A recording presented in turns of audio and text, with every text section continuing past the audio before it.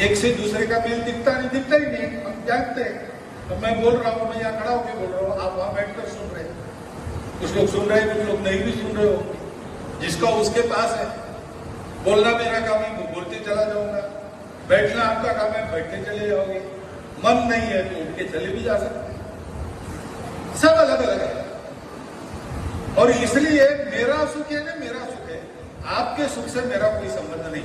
हाँ, मेरे सुख से अगर आपका संबंध है तो मैं आपको दोस्त बनाकर रखूंगा, ताकि आपसे वो सुख मुझे मिलते रहे।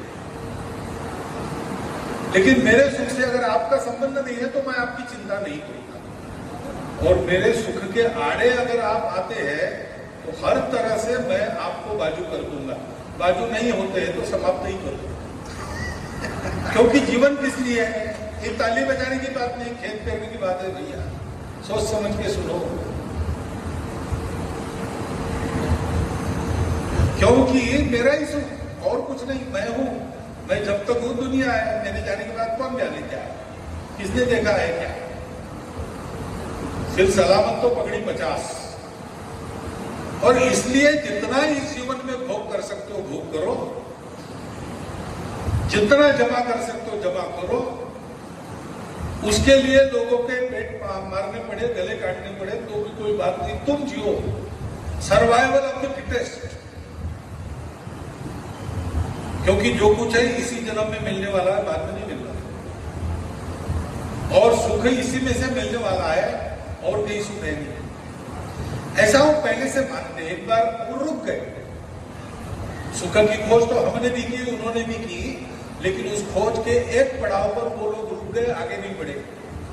जैसे एक कहानी है, राक्षसों के राजा थे और देवों के राजा इंद्र थे।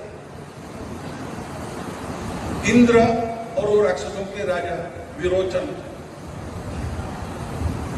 दोनों समाजों ने बहुत प्रगति की, उनके पास सब कुछ था।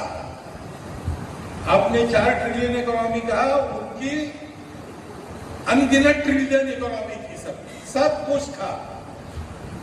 चाहे जितना जी सकते थे, चाहे जितना भोग सकते थे, कोई प्रतिस्पर्धी नहीं थी। लेकिन लोगों के पास समाधान नहीं था, संतोष नहीं। वो अपने अपने गुरु के पास गए। विरोचन गए शुक्राचार्य जी के पास और इंद्र गए बृहस्पति जी के पास। अब देखो, बृहस्पति जी देवगुरु है,